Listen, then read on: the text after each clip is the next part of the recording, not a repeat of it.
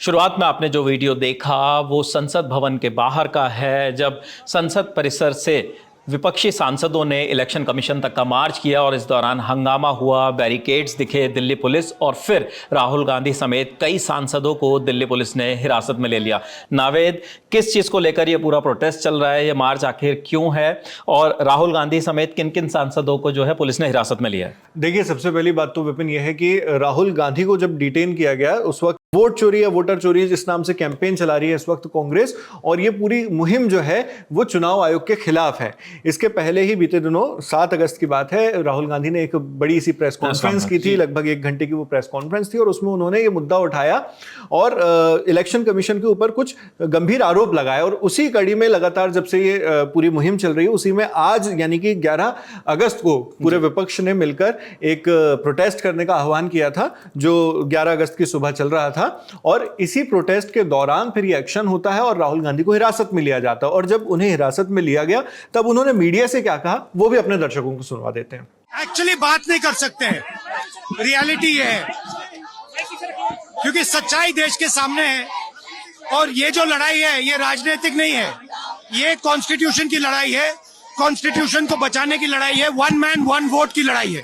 इसीलिए हमें साफ प्योर वोटर लिस्ट चाहिए। और विपिन, यहाँ पर आपका जो दूसरा सवाल था कि किन किन सांसदों को यहाँ पे डिटेन किया गया है, हिरासत में लिया गया है, तो उसमें देखिए कांग्रेस के सांसद राहुल गांधी तो हैं, जो नेता विपक्ष भी हैं लोकसभा में, साथ में प्रियंका गांधी वाड्रा को भी हिरासत में लिया गया है, जो वायनाड से सांसद हैं। और इसके अलावा शिवसेना यूबीटी की जो संजय राउत हैं, उन्हें भी हिरासत में लिया गया है। और ये सारा जो डिटेंशन का काम है ये इसी वजह से किया गया है कि ये जो प्रोटेस्ट हो रहा था इलेक्शन कमीशन के खिलाफ, उसके चलते हुआ है। इलेक्शन कमीशन की मैं बता दूं, जो बिल्डिंग है वो पार्लियामेंट परिसर से तकरीबन 1 ही किलोमीटर के दायरे में है, उससे ज्यादा दूर नहीं है।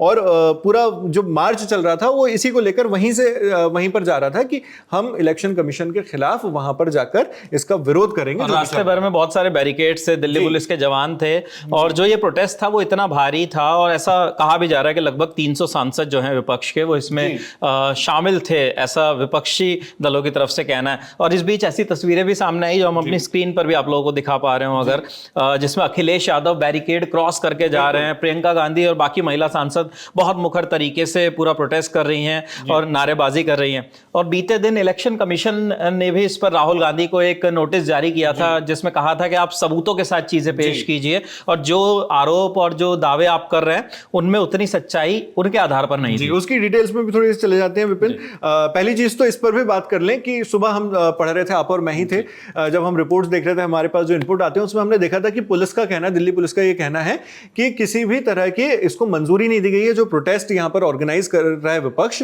उसको मंजूरी नहीं मिली है और घेराव करने की वहां पर बात हुई थी प्रोटेस्टर्स का, तो उसको लेकर सिक्योरिटी पर्सनल ने उस पर एक अपना एक्शन लिया और उसी कड़ी में फिर डिटेन किया जाता है इन सभी सांसदों को।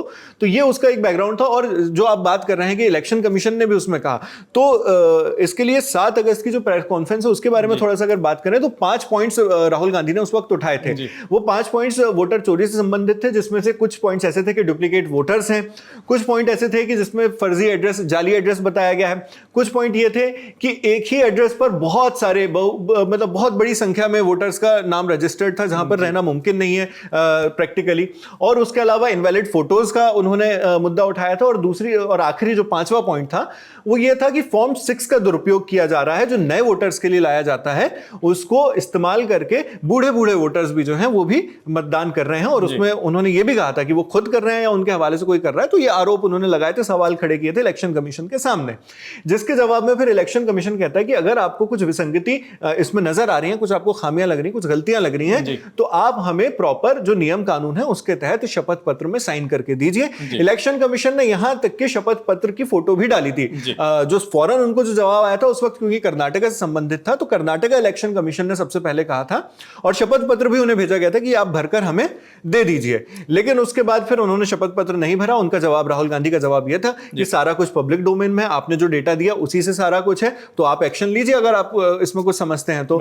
और हम वोट चोरी और वोटर चोरी के खिलाफ मुद्दा उठाते रहेंगे और फिर उसके बाद भी कुछ कुछ रिपोर्ट हालांकि इसके बाद नावेद आज सुबह जब ये प्रोटेस्ट ये मार्च शुरू हुआ उससे पहले जो विपक्ष के सांसद हैं वो संसद परिसर में थे भवन के बाहर, तो वहां पर भी वो बहुत सारी बातें कर रहे थे। समाजवादी पार्टी के कई सांसद ये बात सुबह कहते हुए दिख रहे थे कि आप राहुल गांधी से शपथ पत्र मांग रहे हैं, इलेक्शन कमीशन मांग रहा है, लेकिन 12,000 शपथ पत्र जो हमने दिया पहले उनका जवाब तो दीजिए इन चीजों के खिलाफ। तो लगातार विपक्ष पूरा हमलावर जो है वो नजर आ रहा है इस केस में। और इसमें अब आगे क्या होता है, इलेक्शन कमीशन इसमें क्या करता है, विपक्ष की ये मुहिम कब तक जारी रहती है, ये भी देखने वाली बात होगी। और हाल ही में क्योंकि बिहार में इस वक्त विधानसभा चुनाव चल रहे हैं, उसमें एसआईआर किया जा रहा है, special intensive revision voter list का पूरा, तो उसको लेकर भी ये पूरा जो मुद्दा है वो और ज्यादा गर्मा गया है। तो इसमें विपिन जो भी अपडेट्स होंगे वो हमारे दर्शकों तक हम पहुंचाते रहेंगे।